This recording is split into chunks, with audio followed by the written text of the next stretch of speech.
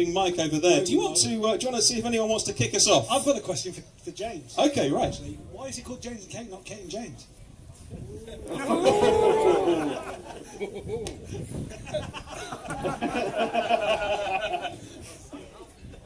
I've got no answer for that, sorry. It's alphabetical. Alphabetical. Let me ask one of the questions then to kick us off, and I'll ask it if you could all three of you sort of answer this one. Since you started your interest in this enough to have a channel and to put yourself on the line, as it were, and put yourself out there, what have you seen? What are the biggest things that you've seen change? Oh, me. Well, in terms of things that have changed, a lot more people seem to stop me at events like this and say, yeah, I love your show, which is awesome. Thank you to everyone who's been watching. Since I started, I mean, I've only been doing the channel for just over a year, but already in that time frame, we've seen new charging networks coming online. For example, Engenie was relatively unheard of back when I started, and now they've got a huge deal with Martyn's, and they're going into other locations as well. So there's more charging options. We're starting to see more contactless payment as well. So from the ease of use perspective, driving an EV has never been more simple. There's been far less charger anxiety and range anxiety as well. Speaking of which, we've seen, of course, the launch of the Tesla Model 3, which is basically a modern day Ford Model T. There's quite a few here already. In fact, I understand that there's someone who's come over from Belgium apparently in their Model 3. Awesome. Anyway, right, yeah. So, but obviously, when we heard there was someone coming over from Belgium in a Model 3, we're like, yes, this is brilliant. We're going to see it in the flesh. And then, of course, a huge number of UK Model 3s have turned up as well. And we've only started deliveries a couple of months ago. And we've already just seen such a huge influx of new EVs into the sector. And in that time as well, literally within the space of the last year, more and more people I know have gone electric, and they've been asking me about going electric. And that includes someone I used to work with at WMG, who was a proper petrol head, loved his Alfa Romeos, went through 3 of them in the year that we worked together, and he has just bought a 24 kilowatt hour Nissan Leaf. And his WhatsApp to me after driving it down from Glasgow to where he lives in London was, "This car is epic." I think, yeah, we are well past the tipping point now. It's on. Did he have warm feet? No, remember it's a 24, so yeah, he manages his temperatures all right. Yeah.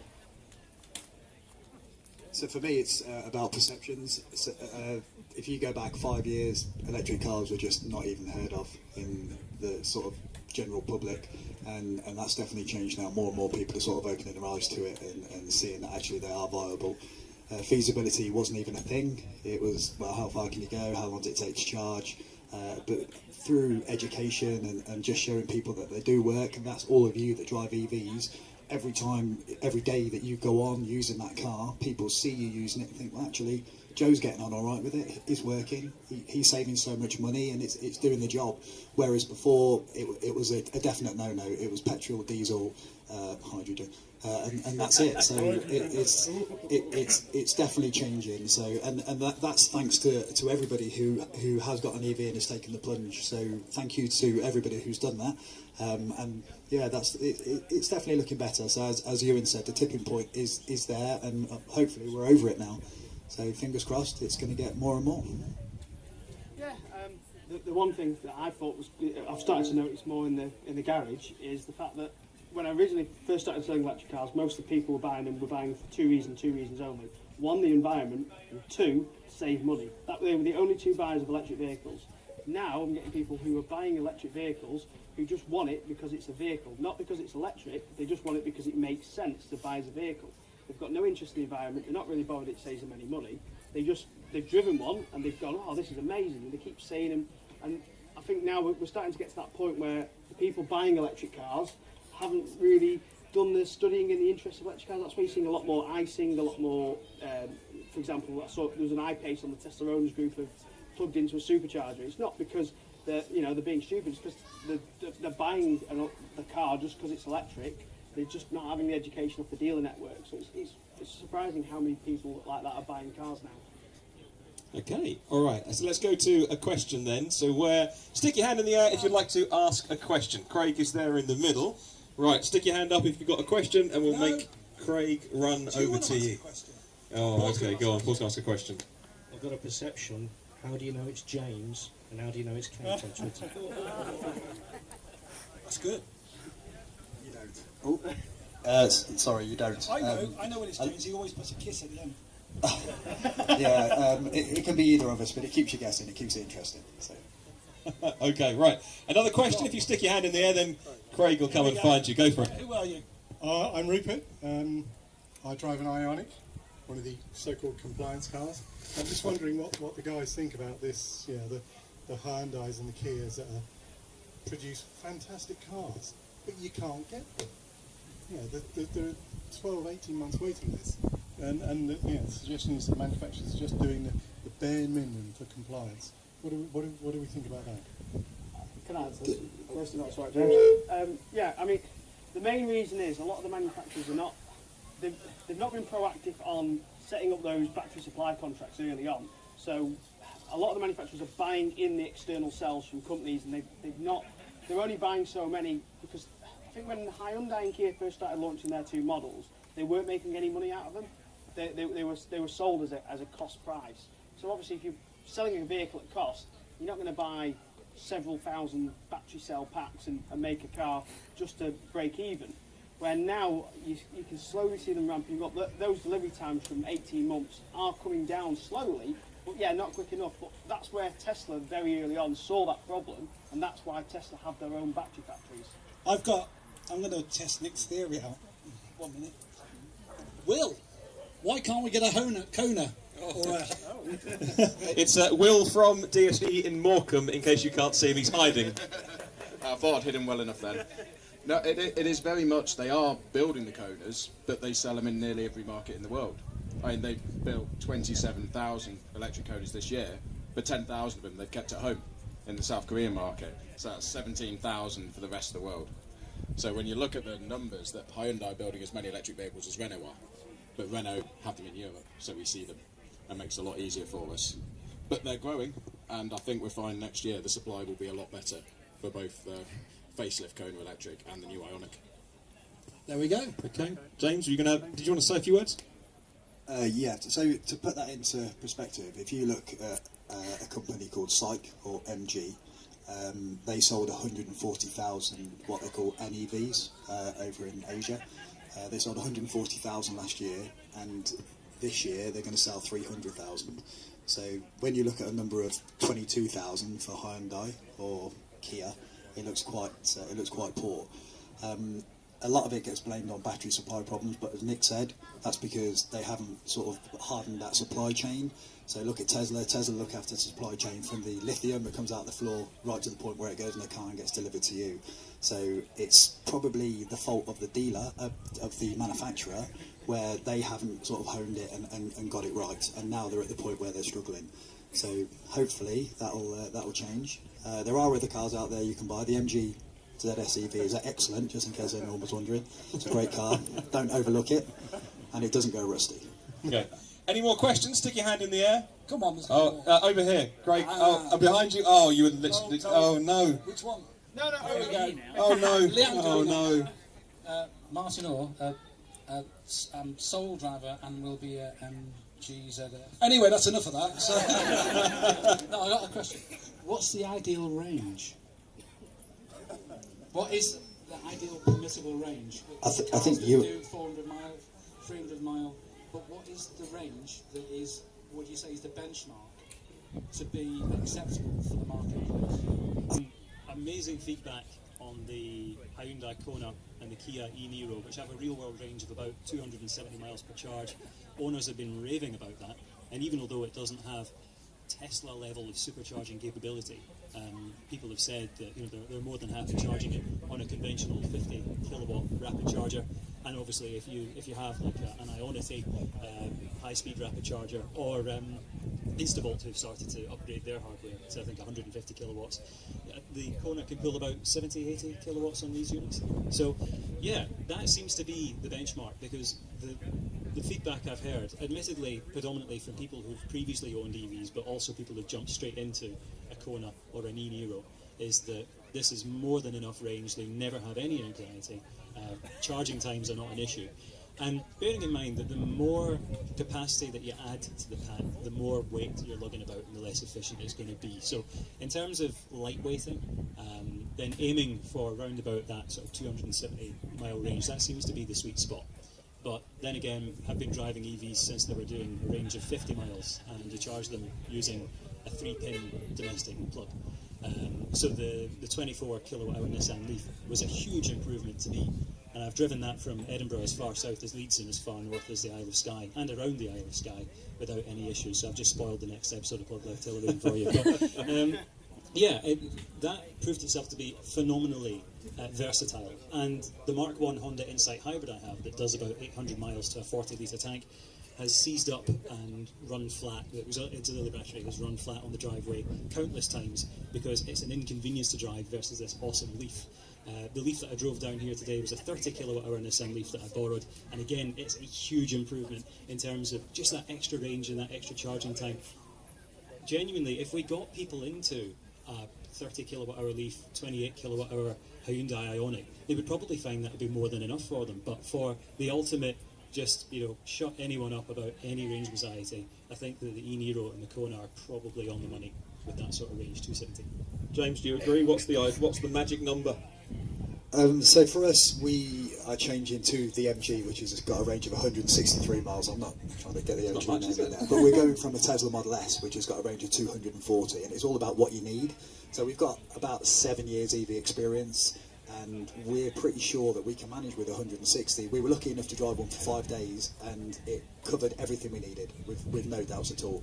So 75 kilowatt hour battery, £66,000 versus 44.5 kilowatt hour battery, £23,500. I mean, it makes sense. And in terms of range, it will do us. So you'll probably be surprised what you can get away with. Just a little bit of practice, and you'll find that you'll make it work.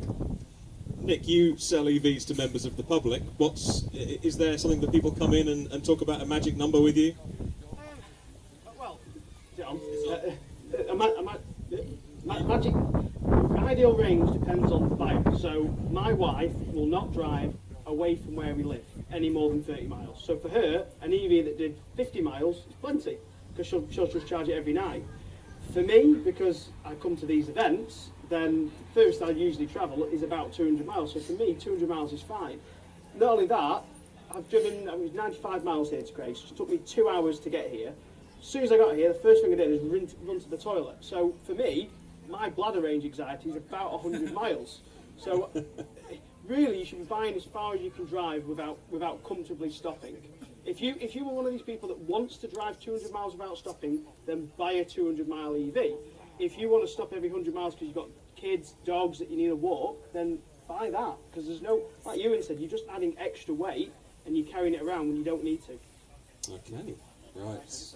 Oh, let me turn you back on, sorry. There we go, go on, Euan. Final point to add, you're absolutely right about sort of horses for courses in that sense. And it's worth pointing out that when I drove the Leaf from Edinburgh to Leeds, which is a journey that I did fairly regularly in the Insight when I used to live down south, I actually felt far more refreshed by the time I arrived at Leeds after doing a few short stops than I did if I got out of the diminutive little space capsule that is the Mark 1 Insight. I once did Birmingham to Edinburgh in the Insight in one go and then couldn't feel my legs afterwards. So even a shorter range EV is surprisingly practical, and you'd be amazed how quickly they rapid charge too. Okay, right. Any more questions? Stick your hand in the air, and Craig will sprint I'm not running too towards far you. this time. Come on. Hello, Leanne. Hello. So all three of you working in different areas of EVs. Obviously, there's new legislation coming in January. Have you seen a ramp up in your areas of EV expertise with these forthcoming regulations in the EU? January 1st, all about January 1st, isn't it? Surely no one's going to sell you an EV before. Well, I'm sure Will sell you an EV, but yeah, surely. But it's about the start of next year, isn't it? Yeah. Yeah. I mean, we're seeing an exponential increase in the amount of interest in what we're doing. I mean, for example, the company that I work for, Coates, they do effectively smart battery management systems that are based on wireless technology. I won't bore you with the ins and outs of it, but it's a very nifty piece of kit. and there's an increasing amount of interest from all sorts of different sectors, not just electric vehicles, in that sort of space. It's definitely ramping up. More and more OEMs, automotive manufacturers, are starting to take this sector seriously, whereas they were previously maybe thinking, oh, we'll do a standard hybrid or maybe a plug-in hybrid. They're now going down the full electric route, and there's certainly a ramp up in their attempts to get out there and try and capture some of this market before it slips away from them. But Toyota do a full electric car now, don't they? We've seen that in photos. According to Arnold Clark in Glasgow, yeah, that was unfortunate. Robert Llewellyn, amongst others, pulled them up on it on Twitter, and it was very, very quickly removed, that sticker, wasn't it? Yeah. For the company I work for, it's looking good as well. We are actively taking people from internal combustion engine production and prototype and moving them to hybrid electric vehicle and battery electric vehicle production and prototype. And that's on quite a large scale. Also, the investment is huge. It's millions and millions and millions of pounds that is being spent on battery electric vehicles. There's some really interesting things coming. Very high performance, very high power cars with 350 to 500 kilowatt charging speeds. Some batteries in excess of 150 kilowatt hours and ranges of up to 500 miles. So it's certainly looking really interesting.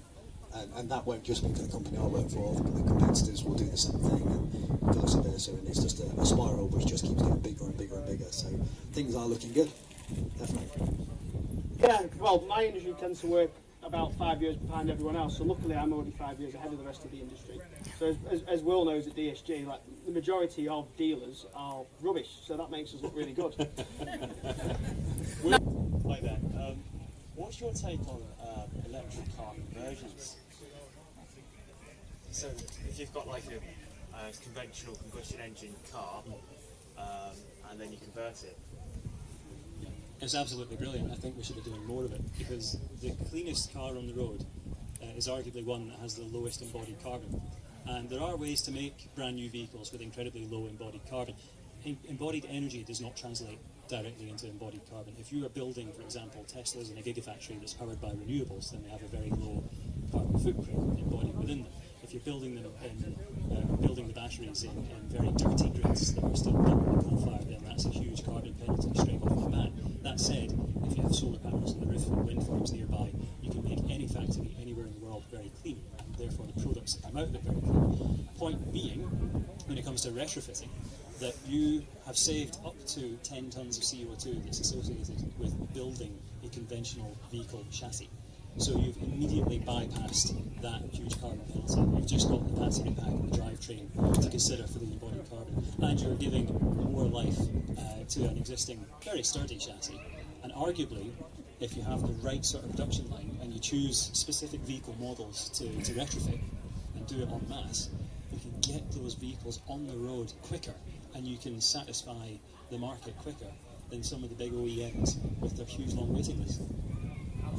Absolutely right, because I worked on a project at my university where we were redesigning a Nissan Leaf battery and putting it into a vehicle which was originally a combustion engine vehicle, or was originally designed for a combustion engine vehicle. And I believe that I think that a lot of OEMs should have a responsibility to maybe support companies that want to get involved with that idea, because I think it can be done. And even like the models of the past 4 or 5 years, they could easily find ways in which, I mean, the range might not be optimised compared to some of these vehicles you see today, but as you said, if your wife or your girlfriend or whatever, or yourself, you only do 60 miles round trip a day, what's the point of investing, I don't know, 30 grand in a brand new vehicle, when if your vehicle's in perfectly good condition, you could spend 15, 20k getting it converted, and you still have what you had before. Absolutely. Definitely keep doing what you're doing, by the way, because it's definitely a transferable skill for the very near future. And a quick shout out actually for 3 particularly impressive firms who are already doing similar stuff.